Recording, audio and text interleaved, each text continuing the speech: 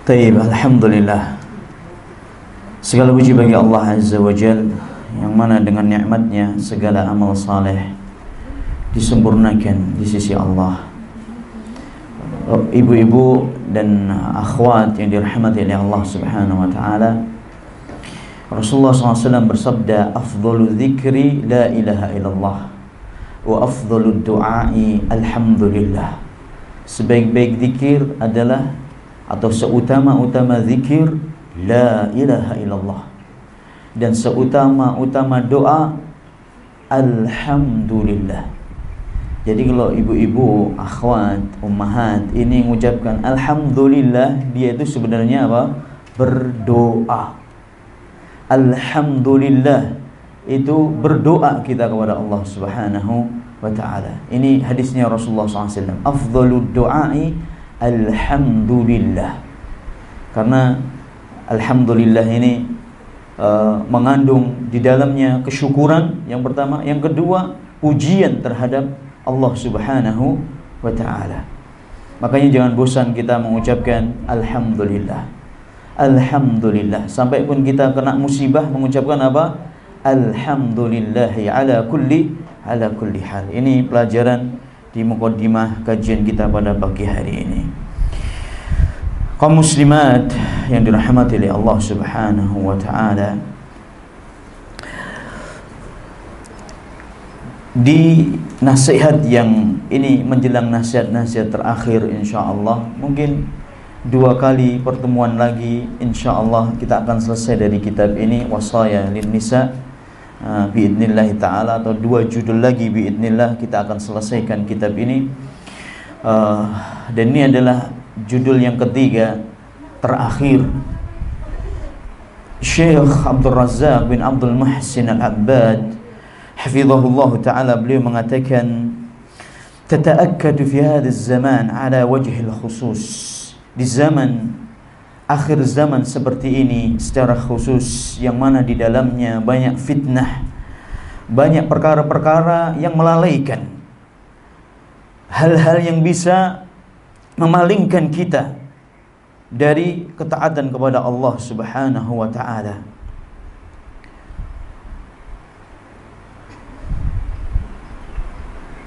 Maka wasiat, nasihat untuk bertakwa kepada Allah wa ta'atihi subhanahu, dan nasihat ajakan agar supaya kita di atas ketaatan kepada Allah Subhanahu wa ta'ala, wa luzumi syar'ihil hakimi nushan li'ibadi wa ma'diratan ilahi Allah ta'ala yata'akkadu hadzal amr. Nasihat dan wasiat seperti ini, ajakan-ajakan agar supaya kita komitmen dengan syariatnya Allah yang hakim, sebagai upaya untuk amar ma'ruf nahi munkar, dan juga sebagai usaha juga untuk memperbaiki kondisi atau mengurangi kemudaratan, atau agar supaya kita sebagai dai dan ustadz juga mendapatkan udzur di sisi Allah karena tugas ini sudah kita sampaikan. Ini amat sangat dibutuhkan, amat sangat dibutuhkan. Wa yata'akkadu hadzal amr fi sya'nil mar'ah, apalagi wasiat-wasiat yang berkaitan dengan wanita secara khusus, la siyama wa tarkiz fi hadzal zaman 'alaiha. Naam, secara khusus untuk kaum wanita lebih-lebih lagi amat sangat dibutuhkan. Kenapa? Mu'amaratun tuhaq wa khutatun tudabbar, karena tipu muslihat para musuh Islam, propaganda musuh-musuh Islam dikembangkan dan terus disebar. Ada upaya-upaya untuk merusak kehormatan wanita muslimah. Wa ma'alu dzalika itahatu bihishmatil mar'ati wa iffatiha, yang semuanya propaganda tersebut dibuat tiada lain tiada bukan ujung-ujungnya yang mereka harapkan hasil akhirnya adalah dicampakkannya kehormatan seorang wanita muslimah, ternodainya kehormatan seorang wanita muslimah, hilangnya rasa malu mereka, lenyapnya hijab-hijab mereka,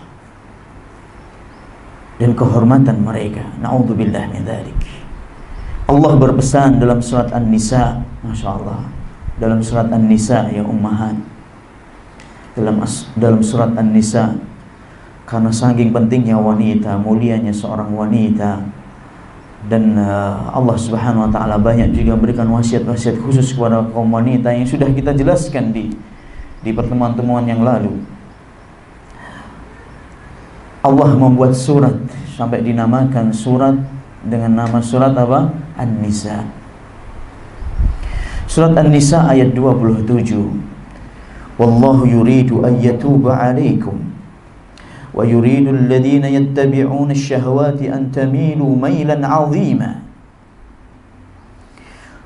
Allah Subhanahu wa taala menghendaki untuk mengampuni kalian.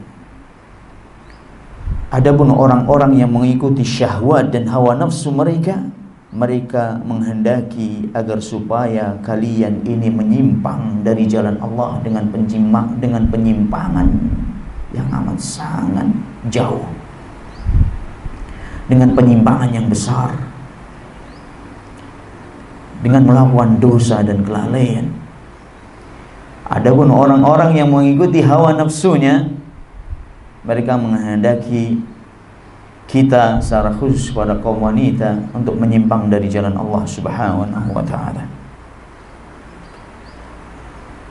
Wa yata'akkadu 'ala al-mar'ati khassatan wal amru ya'niha bid-darajati al-ula an tattaqiya Allah jalla wa 'ala rabbaha wa an ta'rif haqqahu 'alayha wa ma amaraha subhanahu wa ta'ala bihi wa ma jaa'a 'anil rasulil karim. Dan ini juga menegaskan, dengan ayat ini menegaskan kepada kaum wanita secara khusus untuk paham, untuk bertakwa kepada Allah Subhanahu wa taala, Rabbnya, untuk jelas, untuk paham dengan pemahaman yang benar apa sih yang diperintahkan oleh Allah, apa sih hak-hak dia kepada Allah yang harus ditunaikan, apa sih hak-hak yang harus ditunaikan kepada Rasulullah sallallahu alaihi wasallam. Min tawjihatin 'azimatin irsyadatin wa musaddadat fiha iffatul mar'ah wa izzuha wa fadilatuha wa sa'adatuha fid dunya wal akhirah. Sekali lagi, secara khusus kaum wanita harus paham syariatnya Allah, syariatnya Rasulullah sallallahu alaihi wasallam yang berkaitan pada dirinya. Apa sih yang dikehendaki? Apa sih yang dikehendaki Islam ini dari kaum wanita itu apa gitu. Ini harus paham kita. Dari nasihat-nasihat yang disematkan dalam Al-Quran, bimbingan-bimbingan secara khusus yang ditujukan kepada kaum wanita, yang semuanya itu adalah untuk kemaslahatan kaum wanita agar supaya terjaga kehormatan mereka. Sekali lagi, saya bahkan sering kali mengatakan, karena saya cuma membaca ini ummahat, kata-kata kehormatan, kesucian, kemuliaan seorang wanita, kehormatan diri, subhanallah, rasa malu, ini sering kita baca dari awal nasihat sampai hari ini. Dan inilah hakikat wanita muslimah. Wa sa'adatuha fid dunya wal akhirah. Dan sehingga ketika kita paham apa yang diinginkan oleh Allah dan Rasulnya sallallahu alaihi wasallam dari kita, tercapailah kebahagiaan dunia dan di akhirat. Wal mar'ah al-hasifah al-aqilah, seorang wanita yang cerdik dan pandai. Seorang wanita muslimah yang cerdik, yang cerdas dan pandai. An-nasihah li nafsiyah, yang bersikap adil dan jujur pada dirinya. Dia tidak akan memperdulikan omongan orang-orang yang bodoh, orang-orang yang omongan-omongan yang gombal dan murahan, ungkapan-ungkapan setan yang dibalut dengan ucapan-ucapan yang menggiurkan dan menipu. Tujuannya dari bukan mimman yuriduna idha'ata syarafiha wa izzatiha, yang menyebabkan akan lenyapnya, hilangnya kemuliaan dan kehormatan seorang wanita. Ini jangan diperdulikan kayak seperti ini. Wa innama tusawwibu nadharaha ila ma ja'aha 'anillah wa 'anir rasul sallallahu alaihi wasallam. Hendaknya dia fokuskan perhatiannya terhadap apa yang diwasiatkan oleh Allah Subhanahu wa taala dan Rasulnya. Gak peduli dengan omongan orang. Omongan orang itu gak habis-habisnya. Kita mau jadi baik, mau bejat, mau buruk, mau jadi orang saleh, taleh, jadi manusia mulia atau durhaka. Ini akan dikomentari kita. Dan tidak ada urusan kita dengan omongannya manusia, karena omongan manusia itu bukan ukuran dan standar kebaikan bagi seorang. Bahkan kalau kita ikuti, memperdulikan omongan mereka, akan stres sendiri.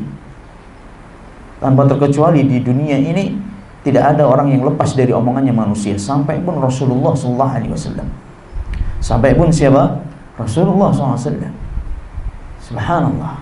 Sampai pun ibunda kita yang mulia, Aisyah bintu Abi Bakr As-Siddiq radhiyallahu taala anha. Ya Allah, Aisyah ya ummahat, ibunda kita yang tercinta, yang mulia, yang terkenal akan, masya Allah, penjagaan beliau terhadap kehormatan diri beliau radhiyallahu taala anha, sampai diabadikan dalam Al-Quran.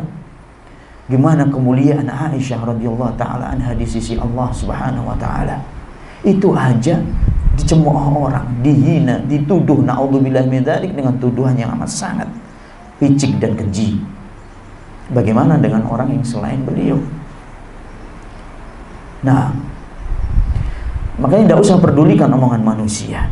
Cukup apa yang disampaikan oleh Allah dan Rasulnya Sallallahu Alaihi Wasallam sebagai nasihat buat kita. Fi hadzal maqami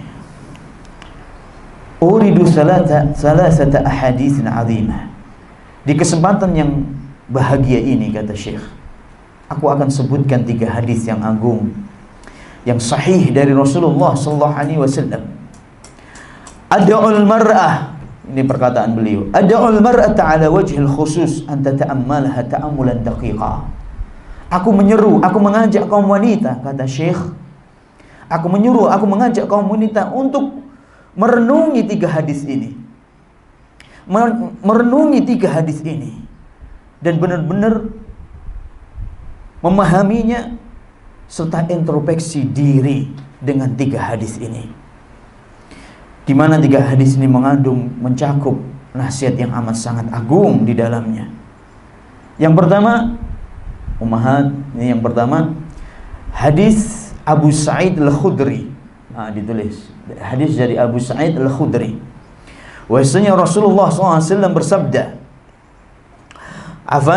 bahwasanya beliau radhiyallahu taala anhu, Abu Sa'id Al-Khudri berkata, bukan Rasulullah SAW bersabda, Abu Sa'id Al-Khudri berkata, kharaja Rasulullah sallallahu alaihi wasallam fi adha aw fitrin ila al-musalla, famarra ala an-nisa'i faqala, ya ma'syar an-nisa tasaddaqna fa inni uritukunna akthar ahli an-nar. Faqulna fa bima ya Rasulullah? Qala tukthirna al-la'na wa takfurna al-ashir. Ma ra'aitu min naqisati 'aqlin wa dinin adhhaba li lubbi ar-rajuli al-hazimi min ihdakun. Rawahu al-Bukhari Muslim, muttafaqun alaihi. Bukhari Muslim. Dari siapa tadi rawi sahabatnya? Sahabat yang mengeluarkan hadis ini siapa, ummahat? Abu Sa'id Al-Khudri. Beliau berkata, Abu Sa'id Al-Khudri, suatu hari Rasulullah SAW keluar untuk sholat Idul Adha atau sholat Idul Fitri. Abu Sa'id lupa apakah itu Idul Adha atau Idul Fitri. Yang jelas waktu sholat Id begitu. Beliau keluar menuju musola. Musola itu bukan musola amanah seperti ini, bukan. Musola ini tempat untuk sholat di lapangan ummahat. Di lapangan ummahat, di tanah lapang. Ummahat sudah ada yang umroh ya? Sudah pernah umroh? Insya Allah sudah ada yang umroh. Tempat sholat Rasulullah SAW untuk Idul Adha, Idul Fitri itu dekat dengan Masjid Nabawi. Tempat sholatnya, musola ini. Tepatnya yaitu di Masjid Al-Ghamamah. Pernah nggak diajak sama mutawifnya dikelilingkan sekitar Masjid Nabawi, ummahat? Ada Masjid Ghamamah? Nggak tahu ya? Belum ya? Oh, berarti harus umroh lagi nanti. Nah, bareng-bareng sama ustadz begitu ya, kita jelasin nanti. Baik. Saya Januari insya Allah berangkat biidnillahi ta'ala. Nah, sudah dengan jamaah dari Linggo, jamaah dari Lubuk Linggo, dan dari yang jelas Januari nanti pas kajian berarti libur. Di situ ada Masjid Ghamamah. Dinamakan Ghamamah, Masjid Ghamamah karena Rasulullah SAW pernah dinaungi. Ghamamah itu artinya mendung. Mendung. Pas Rasulullah SAW sholat Idul Adha dan atau sholat Idul Fitri di situ, beliau dinaungi oleh Allah Subhanahu Wa Taala dengan mendung. Akhirnya disebut dengan masjid apa? Ghamamah. Sampai sekarang masih ada masjidnya. Makanya dibangun musola itu, tempat sholat untuk Idul Fitri Idul Adha, dibangun sebuah masjid kecil, masjidnya hanya sekedar untuk ya apa istilahnya ikon gitu, untuk mengenang lah. Kalau ini adalah dulu tempat ini digunakan untuk sholat oleh Rasulullah SAW. Pas beliau keluar ke situ, ummahat, sebenarnya dekat sekali dari Masjid Nabawi. Keluar dari keluar dari pagar itu, pagar Masjid Nabawi sudah ada itu masjidnya. Cuman pintunya yang nomor berapa yang harus diketahui juga. Beliau pas keluar berjumpa atau melihat segerombolan wanita kaum muslimat. Langsung Rasulullah SAW menyampaikan kepada mereka, ya ma'syaran nisa, wahai kaum wanita, bersedekahlah kalian, bersedekahlah kalian. Sesungguhnya ditampakkan kepadaku penghuni neraka oleh Allah Subhanahu Wa Taala. Ternyata penghuni yang paling banyak jumlahnya adalah dari jenis kalian atau dari kaum wanita. Langsung mereka menjawab, ummahat, ya Rasulullah, kok bisa kami jadi penduduk neraka yang paling banyak? Kok bisa wanita itu jadi penduduk neraka yang paling banyak? Rasulullah SAW menjawab, karena kalian banyak melaknat dan kalian tidak syukur terhadap nafkah. Maksudnya kufur di sini, tidak bersyukur. Kufur terhadap nafkah. Kemudian Rasulullah SAW melanjutkan, ini potongan hadis selanjutnya ini yang kita belum dengar, ummahat, dan belum saya sampaikan juga di majlis ini. Ma ra'aitu min naqisati aqlin wa dinin adhaba li lubbir rajulil hazim min ihdakunna. Aku tidak pernah melihat makhluk Allah yang lemah dari sisi akal dan agamanya. Aku tidak pernah melihat sosok makhluknya Allah, ciptaannya Allah, seorang manusia yang lemah akal dan agamanya, tapi bisa menaklukkan seorang laki-laki yang kuat, seorang laki-laki yang ksatria, kecuali kalian, wahai wanita. Masya Allah. Aku tidak pernah melihat makhluk Allah yang lemah dari sisi akalnya. Kenapa dinamakan wanita itu lemah akalnya? Karena dalam kesaksian aja,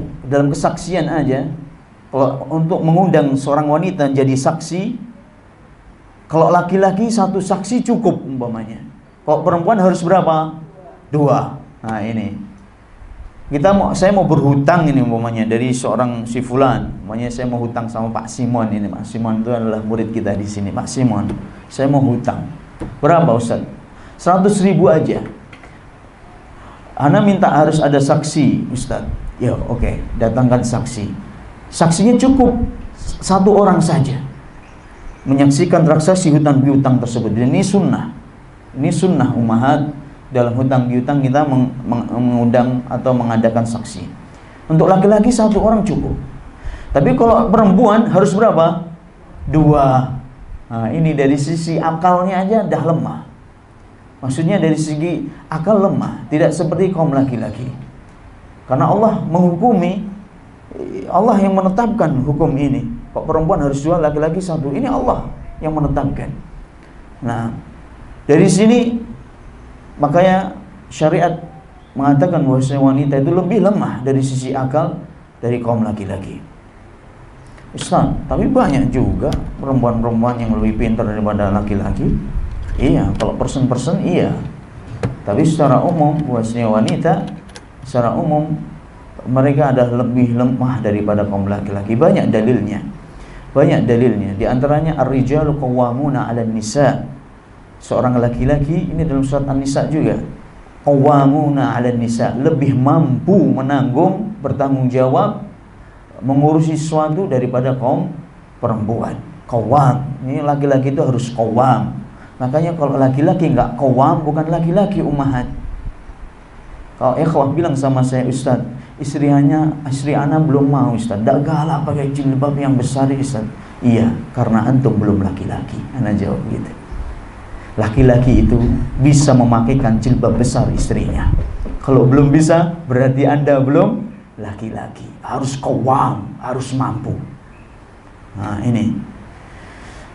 Di antaranya hadis Rasulullah SAW bahwasanya pemimpin itu harus apa? Laki-laki.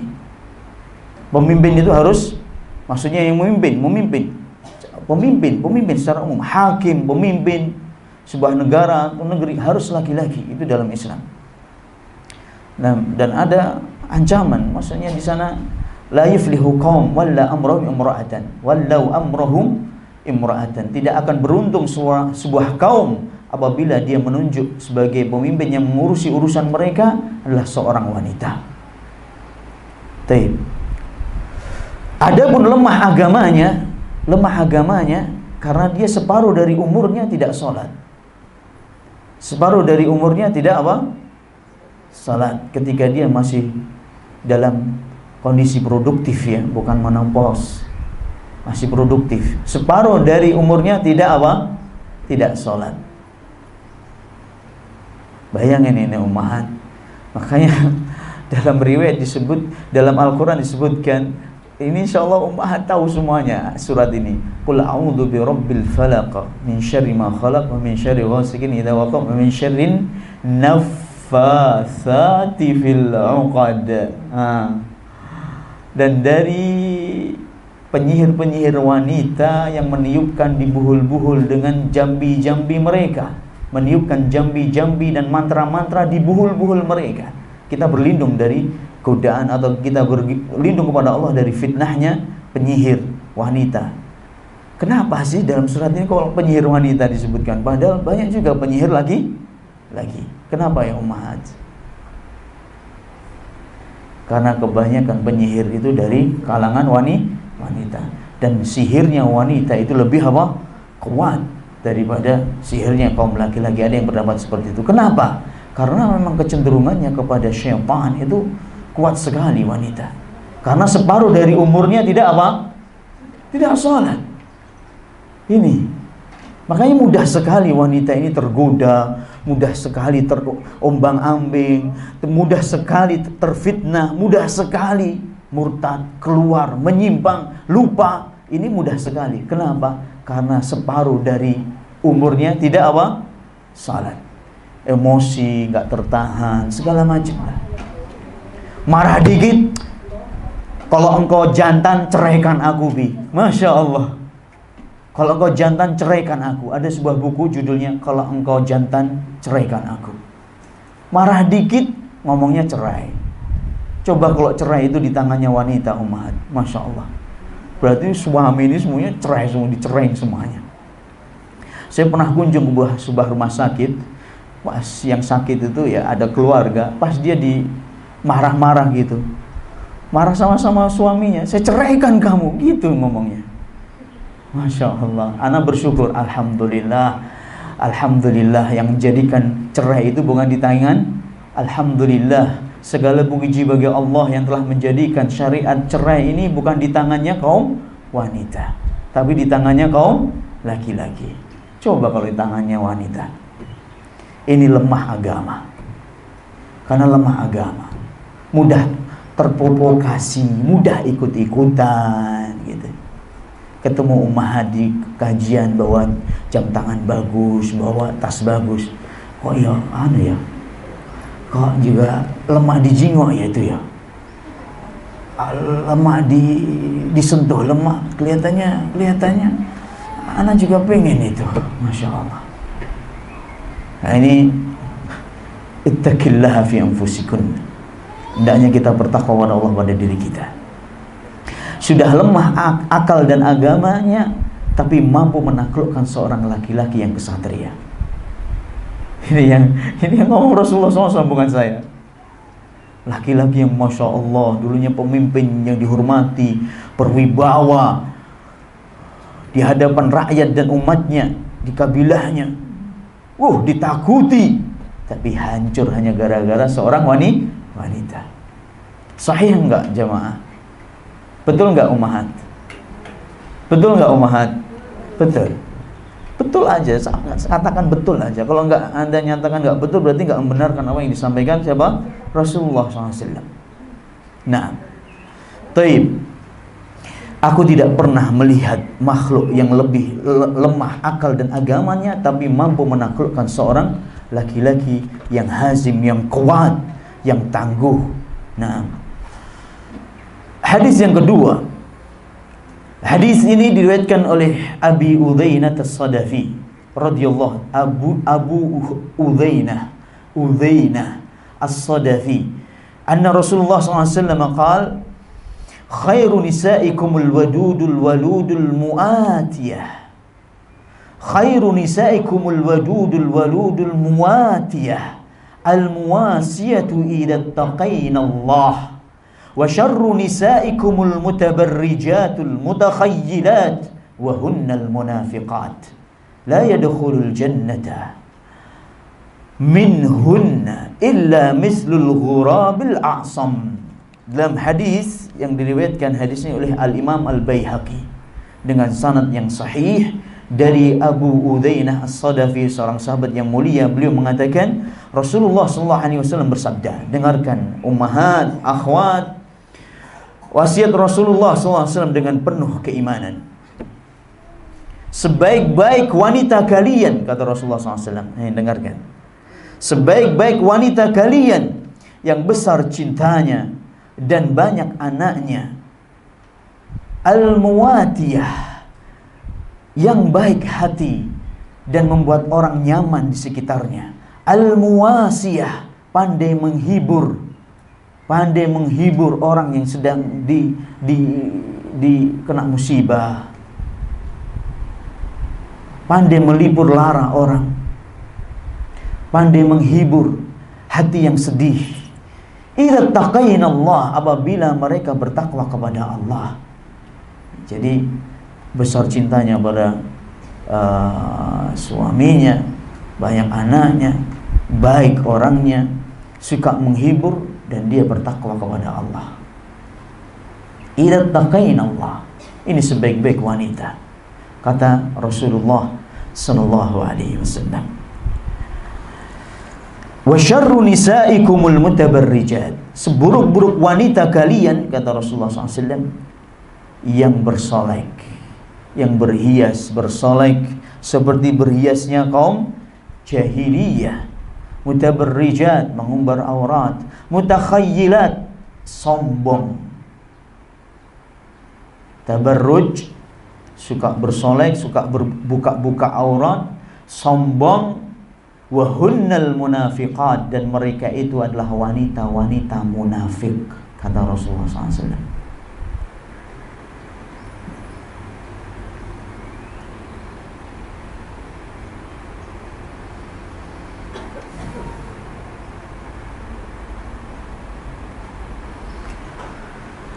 Dan mereka tidak akan masuk surga, atau tidak akan masuk dari mereka surganya Allah Subhanahu wa ta'ala, kecuali seperti warna putih yang ada di tengah-tengah warna hitam di bulunya gagak.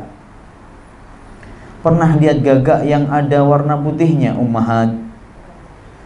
Warna putihnya banyak atau sedikit gagak itu?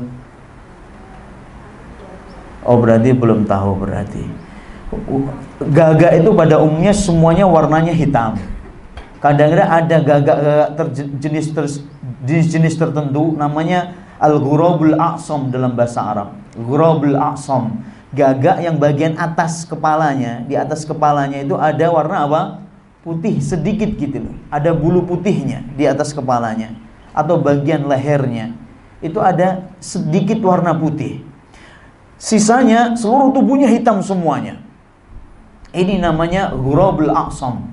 Tidak akan masuk surga dari mereka, kata Rasulullah SAW, dari wanita-wanita ini, kecuali seperti ya, jumlah warna putih yang sedikit dari bulu-bulu gagak kok dibandingkan dengan banyaknya warna hitam. Jadi nggak banyak yang masuk surga ummahat dari kalangan wanita ini. Subhanallah. La haula wala quwwata illa billah. Masih ingat tadi ya hadis yang pertama tadi, ummahat sifatnya apa tadi? Lemah akalnya dan agamanya. Sebabnya apa? Kenapa lemah akal sudah kita jelaskan. Nah, pelupa juga diantaranya, pelupa. Makanya harus saksinya dari kaum wanita harus 2, nggak cukup 1. Hadis yang ketiga dari Umarah bin Khuzaimah ibn Thabit. Ini seorang tabi'in rahimahullah, seorang tabi'in yang mulia, namanya Umarah ibn Khuzaimah ibn Thabit radhiyallahu ta'ala rahimahullahu ta'ala. Beliau berkata, kunna ma'a Amr bin al-As radhiyallahu ta'ala anhu fi hajjin aw umrah. فلما كنا بمر الظهران إذا نحن بامرأة في هودجها واضعة يدها على هودجها فلما نزل دخل الشعب ودخلنا معه فقال كنا مع رسول الله صلى الله عليه وسلم في هذا المكان فإذا نحن بجربان كثير فيها غراب فإذا نحن بجربان كثير فيها غراب أعصم أحمر المنقار والرجلين فقال رسول الله صلى الله عليه وسلم لا يدخل الجنة من النساء إلا كقدر هذا الغراب مع هذه الغربان. Masya Allah. Hadis ini saya baru pertama kali ini baca riwayat ini ummahat. Demi Allah saya baru dapat ini. Masya Allah, anak baca kitab ini banyak sekali faedah yang anda dapatkan dari Syekh Abdul Razak bin Abdul Muhsin Al-Abbad hafizahullah ta'ala wa jazahullahu khairan. Umarah bercerita, suatu hari kami dalam perjalanan bersama Amr ibn al-As, seorang sahabat yang mulia. Amr bin As yang terkenal dari kalangan sahabat yang cerdas.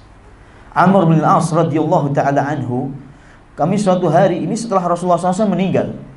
Jadi Amr bin As itu jadi gubernur Mesir pada waktu itu. Suatu hari kami dalam perjalanan bersama Amr bin As untuk menaikkan ibadah haji atau umrah.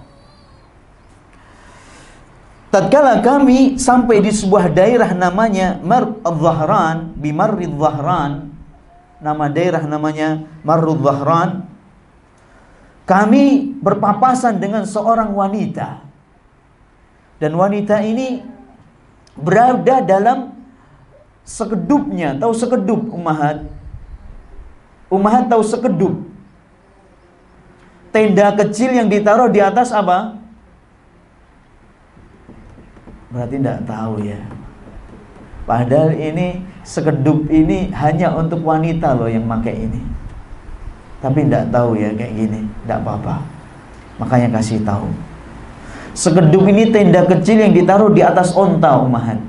Pada zaman dahulu biasanya kalau ada sekedup pasti di situ di dalamnya pasti ada apa? Wanita.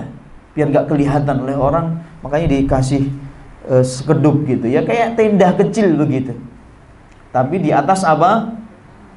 Di atas onta, biar nggak kepanasan segala macam. Masya Allah ya ini. Hanya seorang wanita yang pakai biasanya kayak gini. Kalau laki-laki biasanya nggak butuh sekedup-sekedup gini. Ya kepanasan, biasalah laki-laki itu harus tahan banting, kepanasan, kadang-kadang jatuh, berdarah, patah tulang, itu biasa laki-laki. Tapi kalau perempuan memang harus dijaga. Ini dari zaman dahulu sudah seperti itu perlakuannya kepada seorang wanita. Allahu Akbar. Kalau mereka paham loh ya indahnya Islam ini, Masya Allah. Ada seorang wanita di sekedupnya dan dia menjulurkan tangannya keluar, Masya Allah. Sudah ditutupi tapi tangannya sengaja dia apa? Dikeluarkan. Ala hudajiha, sambil dikeluarkan ditaruh di sekedup itu sambil keluar, tangannya tuh keluar kelihatan gitu, dari luar tuh kelihatan tangannya. Makanya Umarah mengatakan itu wanita gitu, nggak mungkin itu kok bukan wanita. Pertama di dalam sekedup, yang kedua memang tangannya kelihatan. Fala ala haudajiha. Dalam riwayat lain ada tambahan wadi'atan yadaha ala haudajiha fiha khawatim. Dia letakkan tangannya di sekedup tersebut dan dia julurkan keluar dan dia memakai apa? Khawatim, cincin-cincin. Bukan cuma satu cincinnya, banyak cincin yang dia pakai. Taib. Dalam riwayat yang lain, fa idza nahnu bimra'atin 'alaiha jabair ay asawir fi mi'samiha min dhahabin aw fiddah laha khawatim qad basatat yadaha ila al-hawdaj. Si wanita ini memakai apa? Memakai jabair, memakai gelang-gelang yang banyak. Jadi enggak cuma satu, gelangnya itu banyak.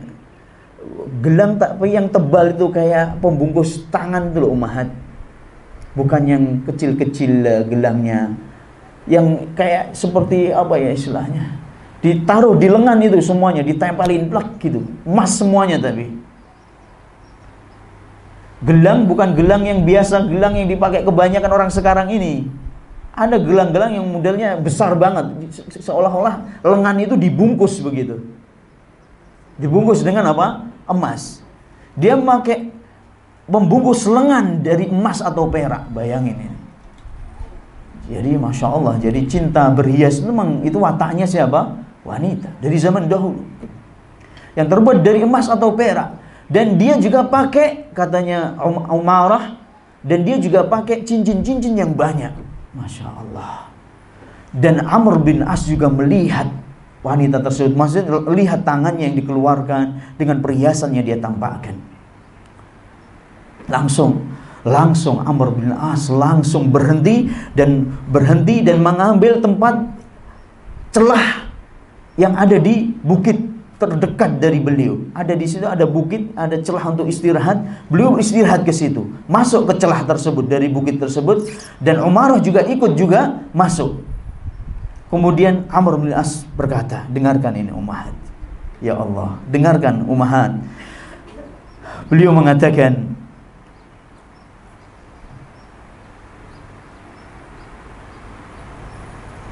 dulu kami pernah lewat tempat ini bersama Rasulullah sallallahu alaihi wasallam. Masya Allah.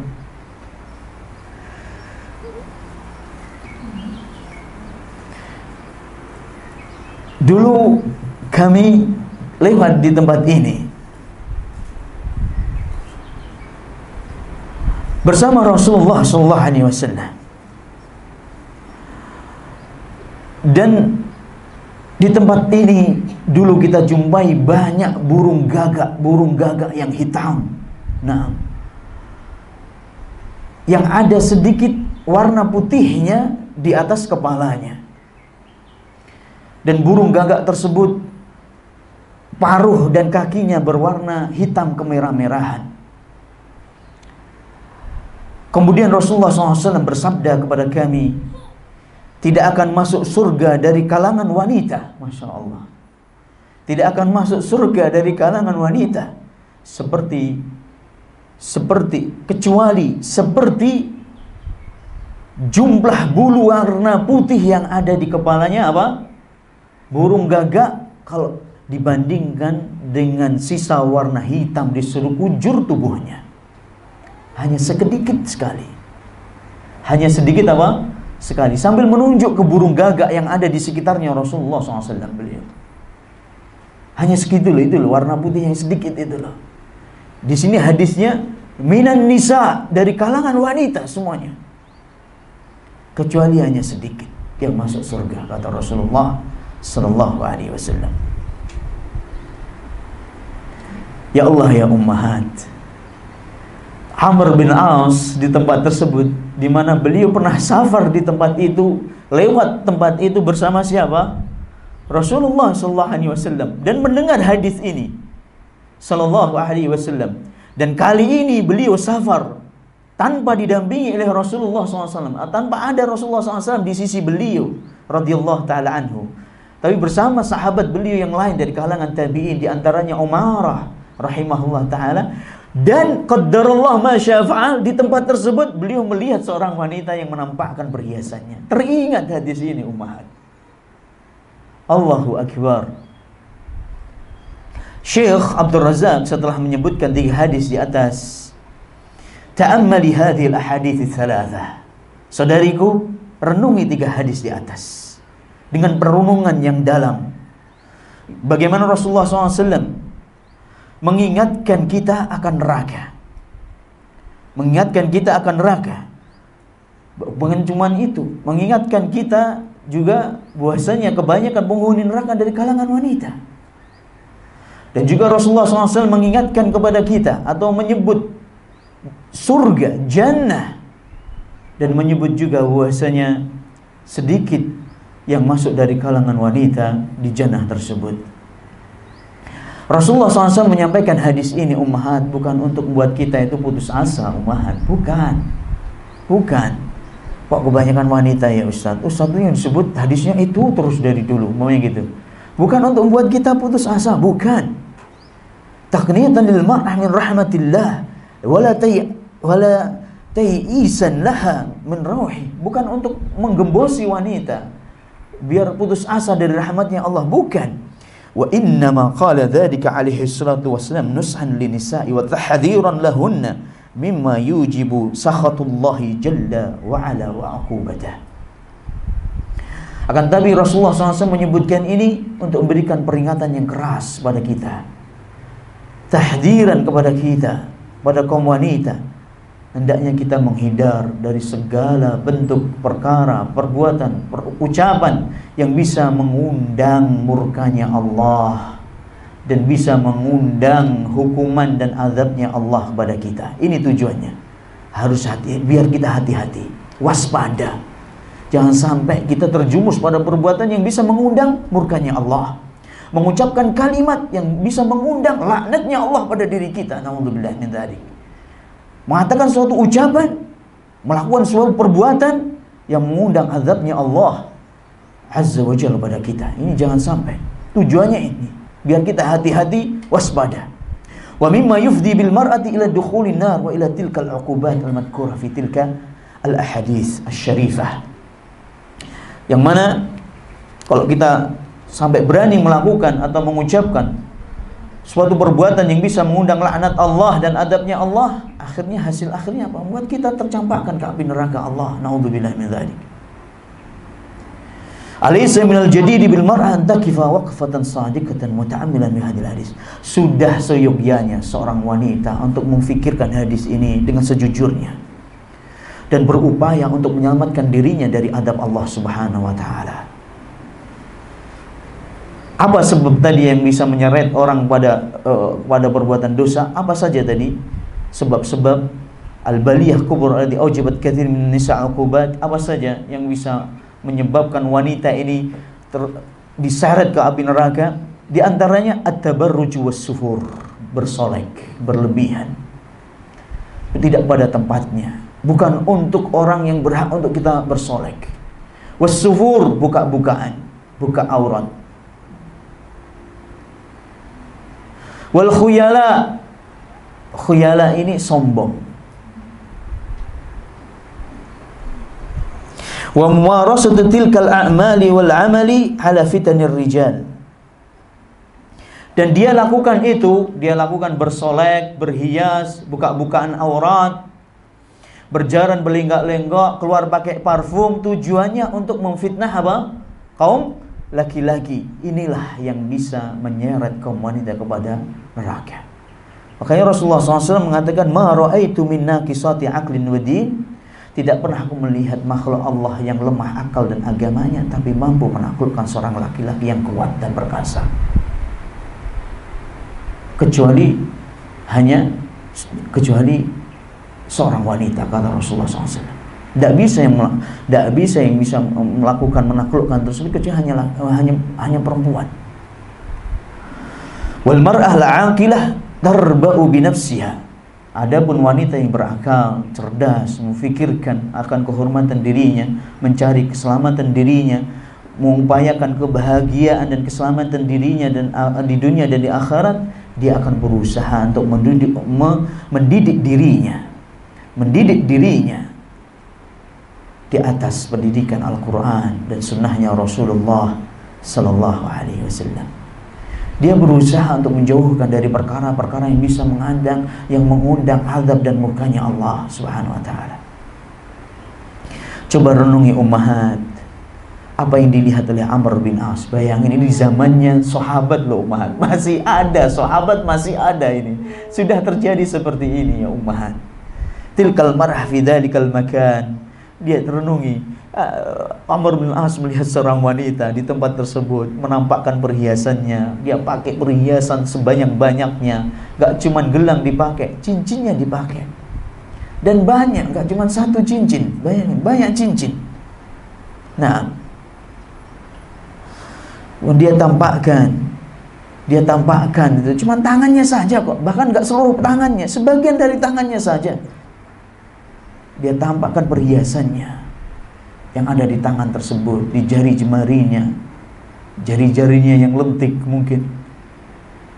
Dan ini Masya Allah diingkari oleh siapa? Dengan marahnya oleh Amr bin As melihat suasana seperti ini. Diingkari oleh Amr bin As. Kemudian Amr bin As mengingatkan ancaman dari Rasulullah SAW dari apa yang dilakukan oleh si wanita tersebut. Coba ini bayangkan, bagaimana kalau Amr bin As lihat kondisi kita sekarang ini. Tidak usah lihat, sudah kejingoan umat. You can see, you can touch, you can pokoknya. You can see, kamu bisa lihat apa saja yang kamu pengen lihat, lihatlah. Gak cuma bisa melihat, bisa disentuh. Na'udzubillah min dzalik. Na'udzubillah min dzalik. Wanita-wanita enggak lajang dan jalang gitu. Tahu jalang itu enggak punya malu. Enggak punya malu. Na'udzubillah.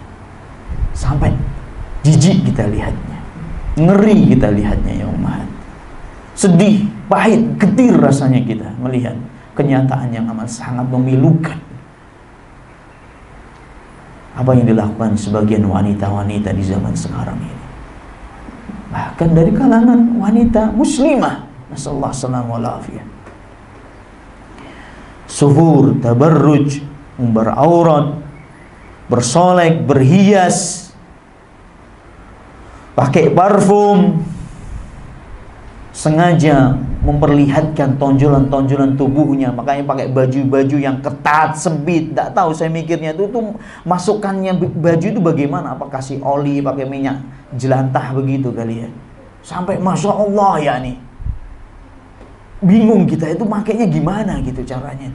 Sampai ketat, kecil, Masya Allah. Tonjolan-tonjolan tubuhnya ditunjukkan. Na'udzubillah min dzalik. Tidaklah mereka itu bertakwa kepada Allah. Afala yattaqin Allah. Tidaklah mereka itu bertakwa kepada Allah, kata Syekh. Awala yakhshaynal wuqufa baina yadillahi tabaraka ta'ala. Apakah mereka tidak akan mati? Tidak takut kalau mereka akan dihadapkan dan berdiri di hadapan Allah Subhanahu wa taala.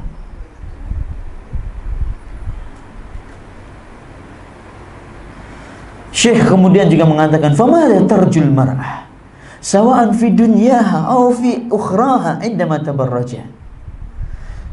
Ini pertanyaan dari Syekh. Dan kita juga bertanya, apa sih niatan mereka itu loh, menampakkan tonjolan tubuhnya, buka-bukaan, pakai parfum. Yang mereka kehendaki itu apa dari perbuatan tersebut? Apa yang diharapkan dari dunia ini? Apa dengan bersolek, berhias, dengan pakaian-pakaian yang seronok seperti itu, apa yang diharapkan dari akhirat mereka? Mereka itu pengennya apa gitu loh? Menampakkan perhiasannya, campur aduk laki-laki perempuan, cenganges-cengingis, tawa tiwi, ngobrol malam-malam, berdoa, ngapain? Apa yang diharapkan dari itu? Kata Syekh. Wa indama ta'malu qasdan ala fitanihim wa lafdi anzarihim ilaiha. Dengan menyebar fitnah, menyebar naudzubillah min dzalik, virus kepada kaum laki-laki. Menyebar fitnah di sana sini. Apa yang mereka harapkan? Kebaikan apa yang mereka harapkan di dunia dan di akhirat? Anak kadang-kadang tuh maksudnya apa sih wanita ini kayak gini? Tujuannya biar dilihat. Astagfirullahaladzim. Kok diingatkan marah? Oh dia, kamu gak usah ikut campur urusan orang kamu. Lo gue, ini kan urusan gue.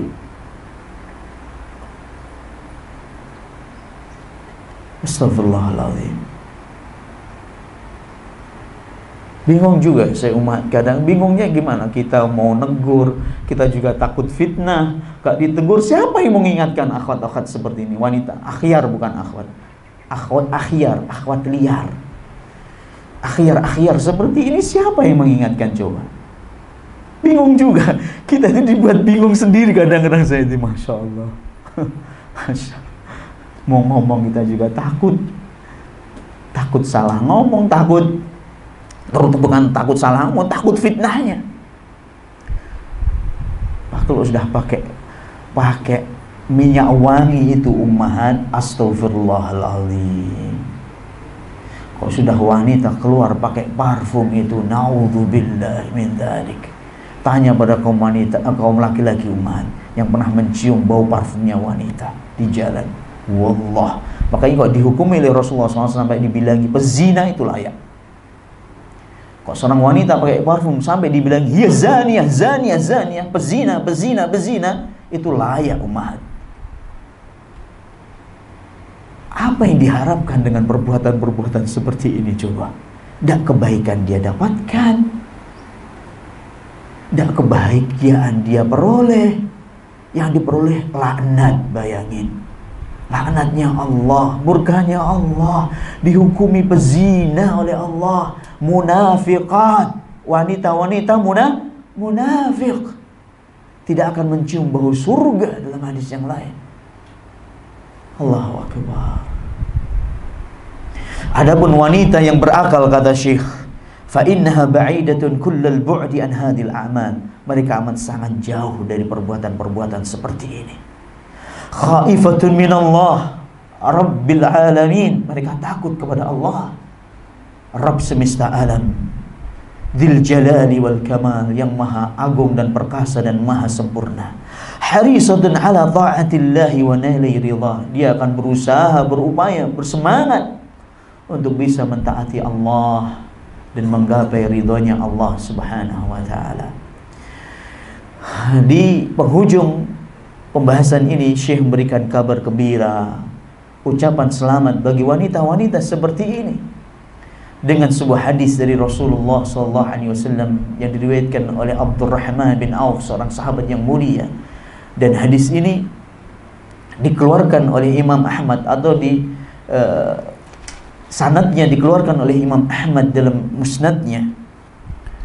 Nah, bahwasanya Rasulullah SAW bersabda, "Idza shallatil mar'atu khamsaha wa shamat syahraha wa hafizat farjaha wa ata'at zawjaha qila laha udkhilil jannata min ayyi abwabil jannati syi'ti." Apabila seorang wanita itu menjaga salat 5 waktunya, berpuasa, menjaga puasa Ramadannya selama 1 bulan penuh. Ini saya ingatkan lagi ummahat yang masih punya hutang segera dibayar. Maret sudah masuk bulan Ramadan ummahat. Wa hafizat farjaha, dan dia menjaga apa? Dan si wanita tersebut menjaga kehormatannya. Di antara sarana menjaga kehormatan, menjaga jilbabnya, menutup aurat dengan sempurna. Ini dari bagian menjaga kehormatan. Menjaga kehormatan, tidak suka keluyuran yang tidak ada manfaatnya dan tidak ada tujuan yang jelas. Di antara bentuk menjaga kehormatan ketika keluar tidak pakai parfum. Nah, dan matanya nggak kejelalatan kalau laki-laki yang lain. Cukup pandangan matanya kepada yang dihalalkan oleh Allah Subhanahu wa taala, yaitu suaminya. Wa ata'at zaujaha, dan dia mentaati suaminya. Mentaati segala perintah suaminya selama tidak diperintah kepada apa? Kemaksiatan. Salat 5 waktu, puasa Ramadan genap 1 bulan, menjaga kehormatan dirinya, mentaati suaminya. Qila laha, wanita seperti ini akan mendapatkan prestis, kehormatan dari Allah Subhanahu wa taala. Udkhulil jannata min ayyi abwabil jannati syi'ti. Wahai si wanita muslimah yang mulia, masuklah surga. Masuklah surga dari pintu manapun yang engkau kehendaki dan engkau pilih, terserah. Subhanallah. Mendapatkan pengagungan. Ini sebuah prestisius, ini ya, sebuah kehormatan, tanda kehormatan dari Allah Subhanahu wa taala khusus untuk kaum wanita. Dan tidak banyak amalannya, cuma 4 ummahat. Tentunya setelah menjaga akidah sahihah, tauhid yang mulia kepada Allah Subhanahu wa taala, melaksanakan perintahnya Allah, menjauhi larangannya Subhanahu wa taala, mentaati Rasulullah sallallahu alaihi wasallam dan menjauhi segala larangan beliau sallallahu alaihi wasallam, berakhlak dengan akhlak yang mulia, dengan nilai-nilai Islam, bersandang dengan sandangan nilai-nilai Islam yang tinggi dan mulia, memiliki rasa malu yang tinggi, memiliki rasa malu yang tinggi, memiliki rasa malu yang tinggi. Allahu Akbar. Ana cerita sedikit ya ummahat. Kemarin ana pulang dari Linggo itu naik kereta ummahat. Keretanya ekonomi ummahat. Ekonomi ini ada 3 seat, depan kita juga biasanya kan hadap-hadapan itu. Jadi ada 3, 6. Yang 4 itu kita booking semuanya. Jadi tinggal 2. Yang 1 ini ada bapak-bapak. Jadi saya ditemani oleh ikhwah, 1 ikhwah. Tapi kursinya 4 kita beli. Karena murah, 32.000 cuman. Kita beli 4. Yang satunya samping kita ini bapak-bapak, alhamdulillah. Ada 1 lagi, masya Allah, ada seorang wanita ummahat. Qaddarullah ma syaa fa'al. Qaddarullah ma syaa fa'al. Ya dalam hati anak, ya Allah, semoga pindah wanita ini, anak bilang itu kan. Karena tidak nyaman sekali. Semoga ada tempat yang lain, anak bilang. Tapi kita juga nggak enak, nggak ngusir kita. Tapi masya Allah, saya senangnya wanita ini masih punya rasa malu. Di situ ada 3 laki-laki, dia perempuan, dan masya Allah ya, ini mungkin lihat kita pakai jubah, jenggotan kayak teroris gitu kan, mungkin ya. Mungkin lah ya. Akhirnya dia pergi dan tidak duduk di situ. Ana bersyukur, alhamdulillah masih ada orang wanita yang memiliki rasa malu. Alhamdulillah ya Rabb. Senang rasanya itu. Alhamdulillah dia masih punya rasa malu. Kita bersyukur loh ini. Mungkin dia bukan wanita yang pakai jilbab besar, tapi dia pakai jilbab. Tapi masih ada rasa malu. Ini penting. Punya rasa malu ini penting bagi seorang wanita. Modal dasar.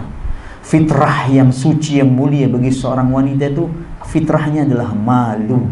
Kalau wanita sudah nggak malu, maaf ya, bukan wanita. Bukan wanita. Kalau ada seorang wanita memiliki malu yang tinggi, meskipun dia belum ngaji, cepat atau lambat insya Allah dia dapat pintu hidayah, insya Allah. Kok sukanya menyendiri, sukanya nggak banyak keluar rumah, dan nggak menyukai dunia-dunia hiburan, huru-hara, hiruk pikuk segala macam. Masya Allah, sukanya dekat dengan ibunya, bantu orang tuanya, meskipun dia belum ngaji, meskipun mungkin jilbabnya masih jilbab segitiga, mungkin bajunya masih potongan atas bawah, bisa jadi. Tapi insya Allah wanita-wanita seperti ini akan mudah untuk diarahkan biidnillahi ta'ala. Modal malu ini luar biasa ya ikhwan. Ya akhwat yang dirahmati oleh Allah. Dan masih ingat wanita yang mendekati Musa alaihissalam diabadikan dalam surat apa? Hud, Al-Qasas, afan. Dalam surat Al-Qasas disebutkan kisahnya Nabi Musa. Sudah kita sebutkan di majelis ini. Gimana dia mendatangi Musa dengan rasa apa? Malu. Insya Allah wanita seperti inilah akan mendapatkan jaminan kebahagiaan, prestis, kemuliaan, hadiah istimewa dari Allah Subhanahu wa taala, jannah kekal di dalamnya yang mengalir di bawahnya sungai-sungai, dan dia dipersilahkan, silahkan masuk dari pintu manapun. Allahu akbar. Silahkan masuk dari pintu manapun. Wallahu taala a'lam bissawab. Ini yang bisa saya sampaikan pada kesempatan yang berbahagia ini. Masih ada waktu mungkin untuk bertanya, silahkan. Jazakillahu khairan.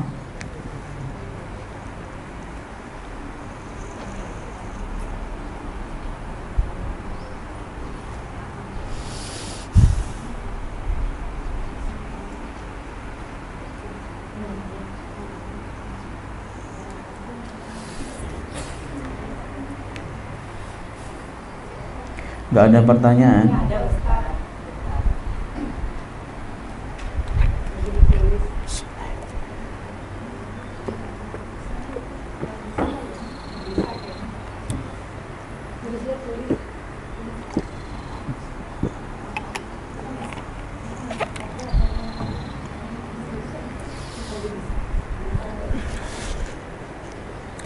Pertanyaan yang pertama, saya menjawab dari pertanyaan yang dulu. Ustaz, bagaimana pendapat Ustaz tentang cinta dalam diam? Saya sering ditanya dengan pertanyaan seperti ini. Kalau mendengarkan ummahat, tidak usah ditahan-tahan ummahat atau akhwat.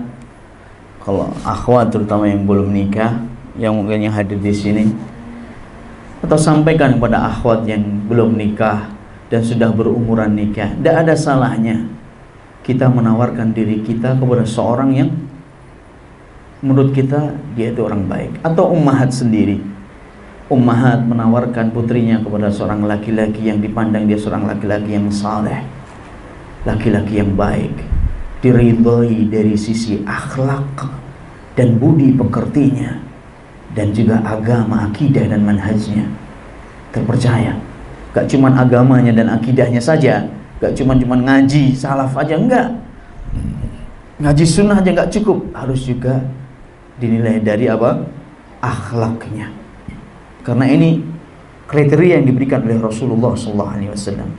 Tidak ada salahnya kita tawarkan putri kita, atau kita menawarkan diri kita sendiri. Tidak ada masalah. Jadi gak usah disembunyi-sembunyiin seperti itu. Akhirnya setan yang akan berbicara di situ. Setan yang akan akhirnya masuk dan merasuki kita. Naudzubillahi min dzalik. Nah, begitu ummahat. Dan ini penting. Kelihatannya tabu memang penilaian kita, tabu banget. Ustaz Musa nawarin. Iya, tabu menurut Anda karena Anda menilainya dengan perasaan. Tapi agama tak boleh kita bicara dengan perasaan. Itulah yang dilakukan oleh Rasulullah SAW. Itulah yang dilakukan oleh Rasulullah SAW kepada, dan juga dilakukan oleh para sahabat radhiyallahu taala anhum. Mereka saling menawarkan, seperti Umar menawarkan Hafsah kepada Abu Bakar. Menawarkan Hafsah ketika Abu Bakar diam gak menjawab, ditawarkan kepada Utsman radhiyallahu taala anhu. Hafsah ditawarkan oleh Umar bin Khattab. Ini tidak ada salahnya, tidak ada salahnya. Tapi kalau maunya ditolak, ya tidak usah sakit hati. Maksudnya kalau ikhwannya tidak siap, belum siap, saya apa adanya, saya belum punya modal, ya tidak bisa kita maksa-maksa orang. Tapi boleh kita menawarkan diri kita. Nah, Allah musta'an. Begitu. Ini jawaban dari ana.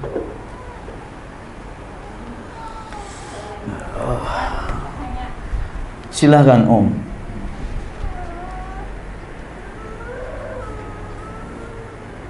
Silahkan.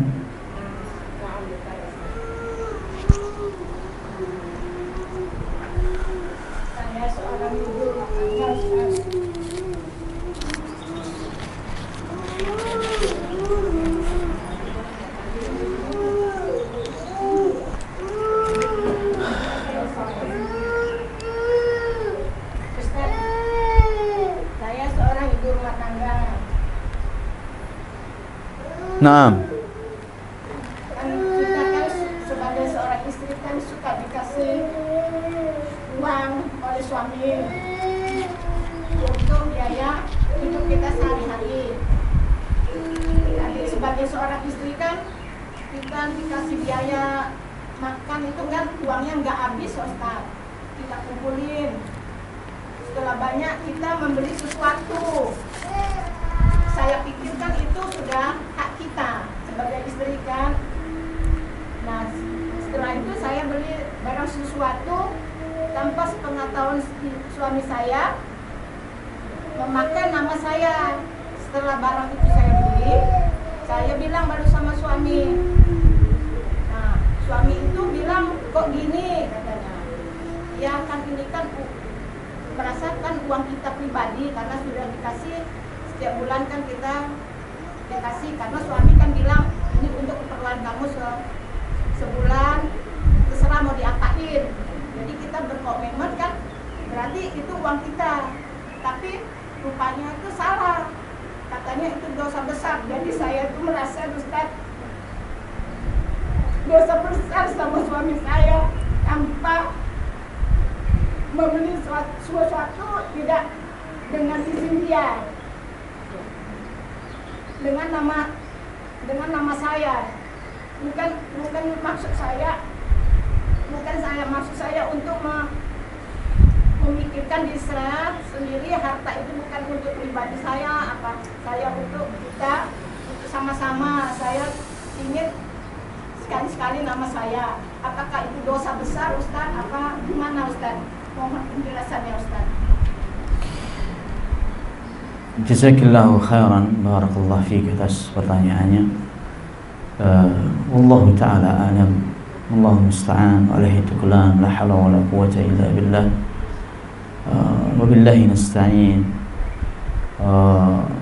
Pertanyaan ini pertanyaan yang berat ya sebenarnya, tapi saya coba untuk menjawab. Dan saya anjurkan juga nggak ada salahnya untuk bertanya kepada selain saya, terutama pada Ustaz Ibnu Hajar hafizahullah, dan beliau punya kajian di sini insyaallah hari Senin yang akan datang biidznillah taala. Mungkin bisa ditanyakan kembali. Allah taala a'lam. Memang dalam hadis disebutkan, perhatikan ummahat, dalam hadis disebutkan wal mar'atu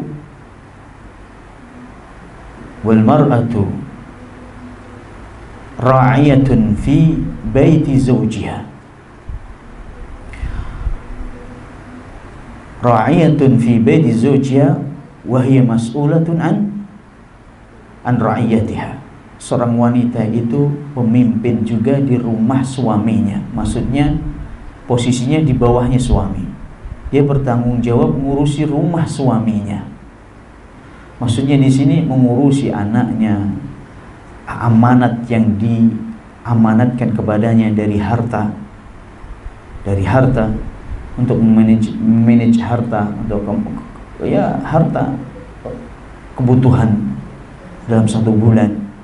Ini masuk di sini semuanya. Wahia ra'ayatun fi baiti zawjiha. Dia seorang pemimpin di rumah suaminya, dan dia akan dimintai pertanggungjawaban di sisi Allah Subhanahu wa taala dari apa yang dia pimpin.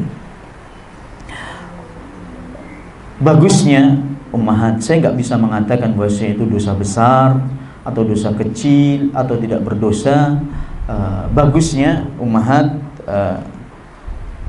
kalau mau beli seperti itu, bagusnya izin sama suami. Itu lebih aman. Apalagi nafkahnya itu tidak menyebut sisanya untuk kamu. Ya ini untuk kemaslahatan keluarga, atur. Nah, ini sifatnya umum ummahat. Umum. Jadi kalau untuk pribadi itu kan khusus. Bagusnya izin suami. Dan izin ini seandainya kan tidak wajib, oke, tidak wajib, tapi itu lebih selamat. Keharmonisan keluarga itu perlu. Sarana-sarana yang bisa mendatangkan keharmonisan, usahakan ummahat. Ini pesan saya untuk semuanya, bukan cuma ada yang tanya aja. Sarana-sarana yang bisa mendukung, dengarkan ummahat. semuanya dengarkan ini. Sarana-sarana apa saja yang bisa mendukung keharmonisan keluarga kita, upayakan. Semangat untuk melakukannya. Lakukan. Tempuh, meskipun itu berat, tempuh itu. Dan sarana-sarana yang bisa merusak keharmonisan keluarga, jauhi sebisa mungkin, sejauh-jauhnya. Apa saja ini umat? Apa saja. Tidak kecil, tidak besar. Ngomel-ngomel, kita balas ngomel-ngomel. Hati-hati ini. Hati-hati, ini nggak akan menyelesaikan. Apa saja yang bisa mendatangkan keharmonisan, ini diupayakan. Seperti izin. Ada kayak kemarin saya sampaikan, ada waktu untuk ngobrol dan bicara dalam sehari itu. Ada waktu tea time, ngeteh bareng sama istri. Makan bareng sama istri, sama suami. Makan bareng sama keluarga semuanya, anak-anak. Masa kita kalah dengan Raja Salman loh umahat. Raja Salman, Masya Allah, itu kalau makan malam, kalau makan siang, makan siang itu, anak-anaknya yang sudah besar-besar, umurnya 50 tahun ke atas, anak-anaknya, kan ada Abdul Aziz yang paling tua itu, sekarang jadi menteri. Bukan Muhammad bin Salman loh ya, Abdul Aziz bin Salman, Menteri Energi dan Pertambangan Saudi Arabia. Itu kan anaknya beliau, putra beliau yang paling besar, Abdul Aziz. Itu umurnya udah 50-an, 50 lebih, hampir 60. Semuanya anak beliau itu, belasan orang itu kalau makan siang semuanya ngumpul. Harus ngumpul di rumahnya Raja Salman. Ini Allahu Akbar Muhammad. Wallah. Sesibuk apapun beliau kayak seperti ini raja. Dan anaknya semuanya punya jabatan yang tinggi. Orang yang sibuk semuanya wajib hadir makan apa? Siang bersama. Apa ini tujuannya? Keharmonisan keluarga. Istri beliau 3 Muhammad. Makan bareng. Nah, ini baru laki-laki gitu. Ini pentingnya keharmonisan sebisa mungkin itu dijaga. Apa saja dan hal-hal yang bisa membuat percik-percik api dipadamkan. Makanya anak anjurkan ya, tidak ada salahnya anti mengaku kesalahan Anda, anti mengaku salah, minta maaf pada suami, tidak akan mengulangi lagi. Tanyakan apakah ini perlu saya jual kembali, tidak ada masalah. Bukan ya Allah, gak baca aku Ustaz, gak niat kayak gitu, gak seperti itu umat. Ini bukan, kita gak bicara dengan perasaan. Sekali lagi, ini setan itu di tengah-tengah kita, kanan dan kiri kita, atas dan bawah kita, terus akan menggoda sampai kita datang ke PA umat. Itu yang ditarget. Sampai kita ke PA. Itu target utamanya siapa? Setan. Makanya saya nggak bisa mengatakan itu dosa besar atau dosa kecil. Allah Ta'ala alam. Tapi ya ada, jujur aja ada celah kesalahan kita. Dan bagusnya minta maaf. Dan cara ridha beliau, Masya Allah, ummahat harus bersyukur punya suami yang menafkahi dengan nafkah yang lebih. Bayangin, dengan nafkah yang lebih loh ummahat. Nyatanya anti bisa nabung dengan itu. Banyak di kanan kiri kita, banyak nafkah-nafkah suaminya yang gak cukup bagi istrinya. Allahu Akbar. Di lain sisi kita sering melihat cerita wanita yang nafkah suaminya itu tidak cukup. Ini patut Anda syukuri punya suami seperti ini.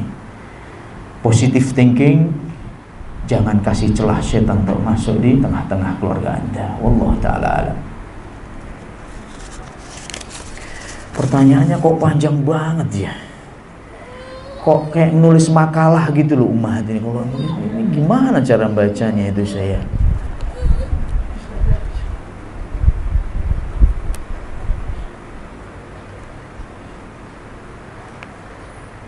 Sanad itu apa sih Ustaz? Banyak yang bilang kalau mau berguru carilah guru yang bersanad dan jangan sembarangan milih guru dan mengambil ilmu. Apakah ada syarat seorang itu bisa menjadi guru dan menyempatkan ilmu, guru dan menyampaikan ilmu? Apakah ada syaratnya seorang itu bisa menjadi guru dan menyampaikan ilmu? Jazakumullahu khairan. Sanad itu silsilah umat. Sanad itu silsilah, mata rantai ilmu. Saya belajar dari siapa? Umpamanya saya belajar dari siapa? Saya ngambil guru namanya umpamanya Khalid Al-Rumi, guru saya Khalid, Dr. Khalid Al-Rumi umpamanya ini. Beliau belajar dari siapa? Beliau belajar dari Saleh Ali Sheikh, Menteri Saudi Arabia yang baru aja diganti.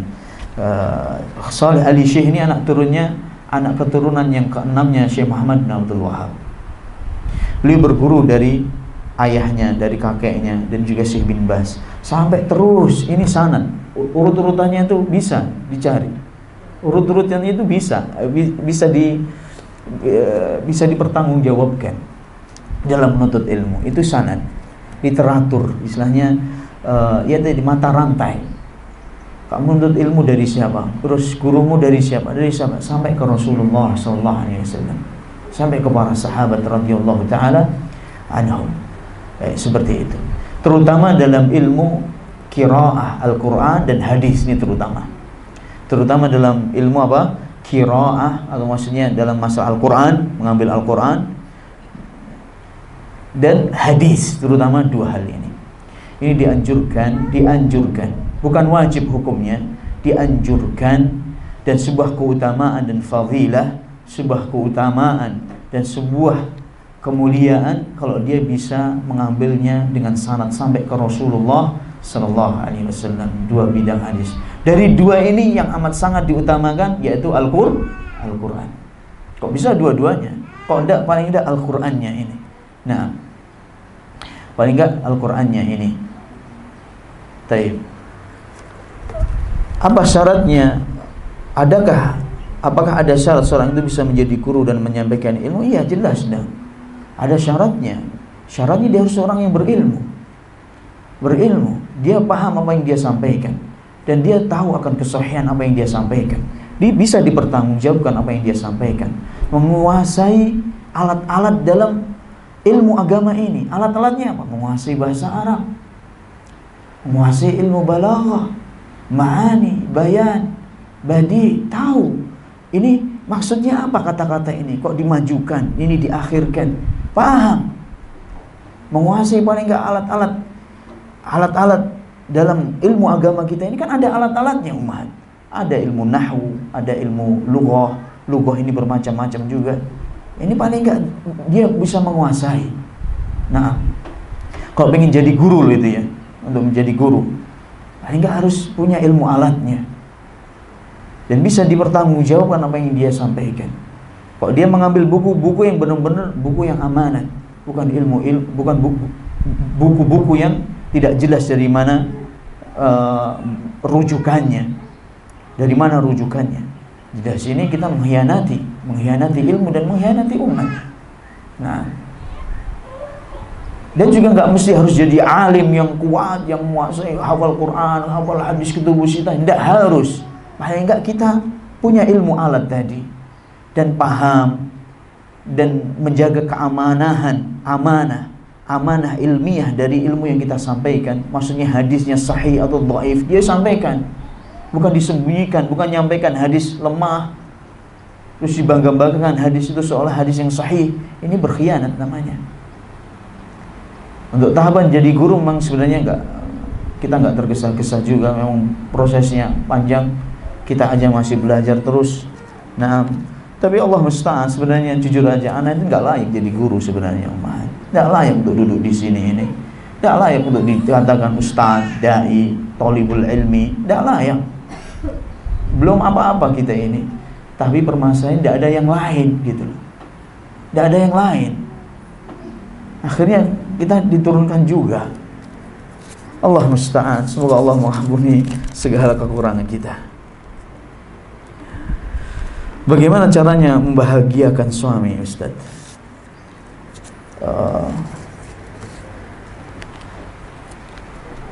Tadi hadis Rasulullah SAW tadi, khairu nisaikum, sebaik-baik wanita kalian adalah al-waludul wadud. Al-wadudul walud, yang besar cintanya kepada suaminya dan banyak anaknya. Al-muwati'ah, yang baik, lemah lembut, tidak mudah menyakiti, buat orang nyaman di sekitarnya. Al-muwasiyah, pandai menghibur pilu dan lara suami. Ini loh ummahat. Dan ini sifatnya Khadijah loh ini radhiyallahu taala anha. Harus pintar-pintar mengolah kata, bicara hati-hati gitu. Gak tahu kalau nenek-nenek saya dulu, nenek yang saya lihat dari nenek saya, rahimahullah, saya kecil SD itu ikut nenek ummahat. Sampai SMP saya ikut nenek saya. Meskipun juga kadang-kadang ikut, karena rumah ibu dan rumah orang tua dengan nenek itu dekat. Tapi saya lebih banyak di rumah nenek waktu SD dan SMP. Saya benar-benar melihat banyak pelajaran di situ dari nenek saya. Nenek saya namanya Aisyah, rahimahullah. Semoga Allah merahmati beliau, sudah meninggal dunia. Saya bukan bangga-bangga dengan nenek saya loh ya, bukan itu. Saya melihat suatu amalan yang unik gitu loh. Amalan yang unik sekali bagi saya. Apa? Beliau itu pasti kalau bangun lebih duluan daripada kakek saya. Sebelum subuh itu beliau sudah bangun. Sudah bangun, dah sholat, mungkin sholat terus sholat subuh. Habis itu kadang-kadang sebelum sholat subuh itu udah menyiapin minuman hangat, teh buat. Itu yang sering saya lihat, teh untuk kakek saya. Jadi sholat subuhnya, karena rumahnya itu ada musola kecil gitu, sholatnya di situ jamaah dengan kakek saya. Saya juga ikut gitu, om saya gitu, paman saya kadang-kadang kok pas ada di rumah situ, dan tetangga-tetangga sebelah gitu, yang dekat-dekat rumah itu sholat di situ. Jadi wanita-wanita terdahulu saya perhatikan memang begitu. Di nenek saya yang lain juga begitu. Bangunnya lebih cepetan. Nenek saya itu nenek adiknya kakek saya, adiknya nenek saya kan, nenek yang lain gitu loh. Waktu kecil saya melihat kayak seperti itu. Jadi rumah itu masya Allah ya nih, dia selalu apa istilahnya, rebyek gitu loh, repot, berkhidmat, ngurusin suami, nyiapin ini, nyiapin itu, begitu loh saya perhatikan ummahat. Bangun duluan, buatin minum untuk suaminya, masya Allah. Tiap hari loh, bayangin loh, tiap hari loh ini ummahat. Dan bangun duluan itu loh yang buat saya agak unik, itu bangun duluan sebelum suaminya, baru membangunin suaminya. Itu yang saya lihat dari saya. Dan ternyata afan ya, saya mendengarkan kajian dari seorang Syekh Utsman Al-Khamis dan juga para hafizahullah dan masyayikh yang lainnya. Memang kebiasaan wanita-wanita dahulu di Jazirah Arab itu ternyata juga begitu, bangun duluan sebelum suaminya. Bahkan kok mereka kedahuluan suaminya, mereka bangun tuh seolah-olah kayak ada rasa ketakutan itu, bingung dan rasa takut menghantui. Kenapa? Karena nggak menyiapkan sesuatu untuk suaminya. Tolong dibandingkan itu di zaman sekarang. Gantian sekarang, suaminya duluan, istrinya dibangun oleh suaminya. Mah, mi, bangun, sholat subuh. Iya, masih tidur lagi kadang-kadang. La haula wala quwwata illa billah. Suaminya buat kopi sendiri, buat minum sendiri, masak sarapan pagi sendiri. Masya Allah, melebihi para sahabat radhiyallahu ta'ala anhu. Buat makan kok sahabat masih dibuatin hidangan oleh suami istrinya, cuman gak pernah menyuruh masak kepada istrinya, ini para sahabat. Tapi istrinya yang menghidangkan. Kok suami sekarang ini banyak menghidangkan makanan untuk dirinya sendiri. Nah ini tolong jadikan koreksian buat kita. Jaga lisan kita, jangan panjang lisan. Jangan sibuk dengan bersolek terus lupa hak suami. Ya, ini jangan sibuk dengan Android, mau belanja apa. Anak nggak pernah keluar, Ustaz. Iya, belanjanya online terus. La haula wala quwwata illa billah. Tahu-tahu paket begini. Paket tiap hari, paket masuk. La haula wala quwwata illa billah. Ini duitnya siapa yang dipakai? Antum itu izin enggak sama suami kayak gitu itu, Umar? Ini saya bicara dengan lisan kondisi wanita-wanita zaman sekarang ini. Masya Allah. Ini tolong hati-hati ummahat, dimanage benar-benar. Amanat suami untuk menjaga harta dijaga benar. Yang paling intim bagian suami, jaga lisan ini ummahat. Jaga lisan ini. Jangan mudah terpancing. Kok suaminya marah, jangan dibalas marah. Teriak tidak usah, tidak usah lebih teriak lagi, tidak perlu. Redam, diem, gitu aja. Tidak baca Ustaz, istighfar, astagfirullah. A'udzubillahi minasyaitonirrajim. A'udzubillahi minasyaitonirrajim. Syaitan ini. Ingat sekali lagi anak-anak,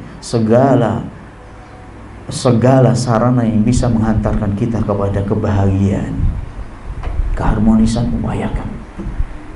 Sisingkan lengan baju untuk itu, sungguh-sungguh.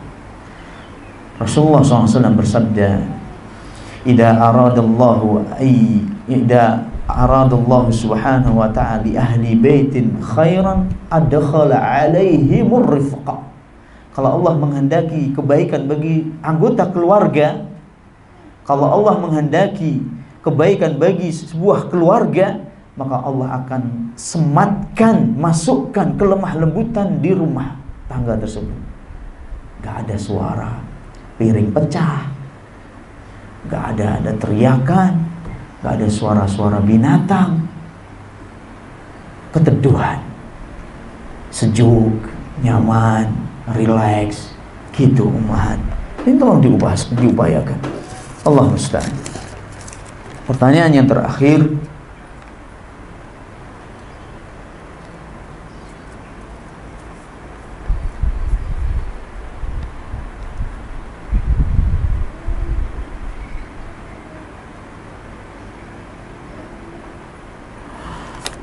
gimana cara menasihati adik laki-laki yang pacaran? Ya, sampaikan yang pertama kali, pacaran bukan dari syariat Islam, bukan dari Islam. Pacaran termasuk dari jalan-jalan menuju perzinaan. Na'udzubillah min dzalik. Sampaikan ayat Allah dalam surat Al-Isra, "Wala taqrabuz zina." Jangan kau dekati zina. Innahu kana fahishatan wa sa'a sabila. Sesungguhnya zina adalah sebuah fahisyah, dosa yang besar dan seburuk-buruk jalan yang ditempuh. Kenapa Allah Subhanahu wa taala tidak mengatakan jangan kalian berzina? Kok di sini kok disebutkan jangan kalian dekati zina? Kenapa kok enggak langsung jangan kalian berzina? Jangan berzina. Kan bisa aja bagi Allah berfirman seperti itu. Ini menunjukkan bahwasanya orang mau berzina itu enggak langsung ya ummahat. Kecuali ya ada pengecualian. Tapi kebanyakan orang mau berzina dengan orang lain, kecuali pelacur ini ya, dengan pacarnya, dengan orang ya istilahnya. Orang nggak langsung berzina, enggak. Ada tahapannya, ada langkah-langkah, ada jalan-jalan yang menuju ke sana yang harus ditempuh. Makanya jalan ini jangan diikuti, jangan ditelusuri. Perkara-perkara yang bisa mengarah ke zina jangan didekati, ini maksud ayat ini. Jadi begitu. Ini khatir, ini bahaya. Perzinaan ini na'udzubillah min dzalik. Na'udzubillah min dzalik. Dan sampaikan kepada mereka, anak-anak kita yang laki-laki yang pacaran, ingatkan, kamu punya ibu, kamu punya adik perempuan loh, Dek. Nah, Kang, terserah. Kamu punya adik perempuan, jangan macam-macam kamu di luar. Nah, az-zina dainun in anqadtahu fa wafa'u min ahli baitika fafhami. Zina itu hutang. Kalau engkau berani berhutang dengan zina ini, maka engkau harus bayar dengan anggota rumah tanggamu, anggota keluargamu, siapa saja, adik, kakak, bahkan istri kita, anak kita. Na'udzubillah min dzalik. Sudah kita jelaskan juga ini. Ini sampaikan ini adalah seburuk-buruk perbuatan. Dan kalau Anda berani sampai melakukan pacaran, berarti Anda telah menempuh jalan menuju zina. Menuju zina. Tinggalkan. Dan juga di antara solusinya segera dinikahkan. Kalau dia belum ngaji, Ustaz, takutnya nanti malah menzalimi si wanita. Ya berarti diarahkan dia. Diajak ke pengajian, arahkan, dengarkan, share kajian-kajian pendek, nasihat-nasihat singkat, doakan, masya Allah, doakan ketika terutama di tengah malam, bangun malam, orang tua mendoakan, kakaknya juga mendoakan. Insya Allah kita berusaha dan semoga Allah Subhanahu Wa Taala membuka hatinya untuk bisa mendapatkan hidayah dari sisi Allah Subhanahu Wa Taala. Di antara yang lain, jauhkan dari teman-teman yang buruk adik Anda. Ya. Jauhkan dari teman-teman yang buruk. As-sahib, teman itu menarik. Teman itu menarik. Al-mar'u ala dini khalilihi, orang tergantung dari temannya. Falyanzur ahadukum man yukhalil. Ini juga penting, harus dicek temannya siapa. Ini harus juga selektif kita, waspada. Ini ummahat semuanya, akhwat yang sudah punya putra putri, tolong ini yang serius ya.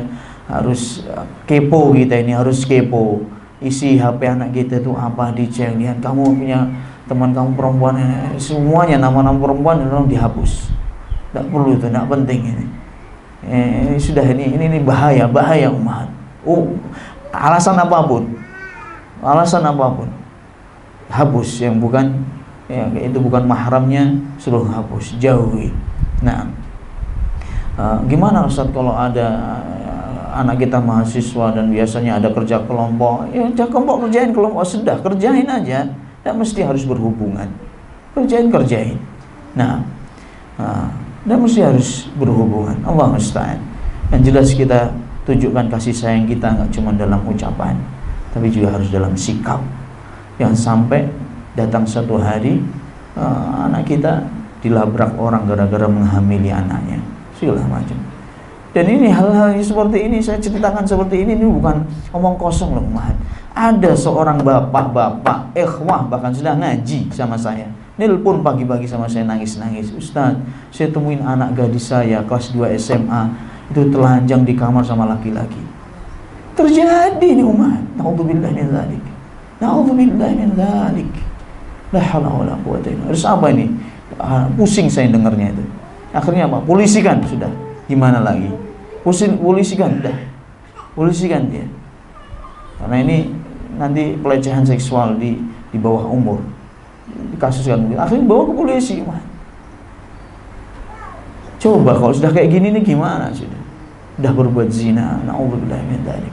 Dan ini banyak kasus seperti ini. Ngeri lah, kita dengernya aja ngeri, ya Allah.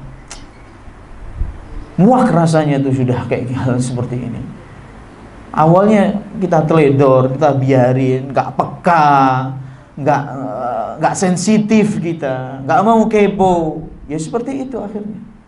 Harus kepo, harus cerewet kita ini. Tahu cerewet teman ya? Harus cuek kita itu. Sering menasihati, terus ingatkan, takut adabnya Allah Subhanahu Wa Taala. Bekali mereka dengan tauhid, akidah, ilmu syar'i, sibukkan orang-orang sekitar kita dengan aktivitas yang bermanfaat. Kalau enggak, syaitan yang akan menyibukkan kita. Cukup insyaallah. Subhanakallahumma wa bihamdika asyhadu an la ilaha illa anta astaghfiruka wa atubu ilaik. Wa akhiru da'wana alhamdulillahi rabbil alamin. Assalamualaikum warahmatullahi wabarakatuh.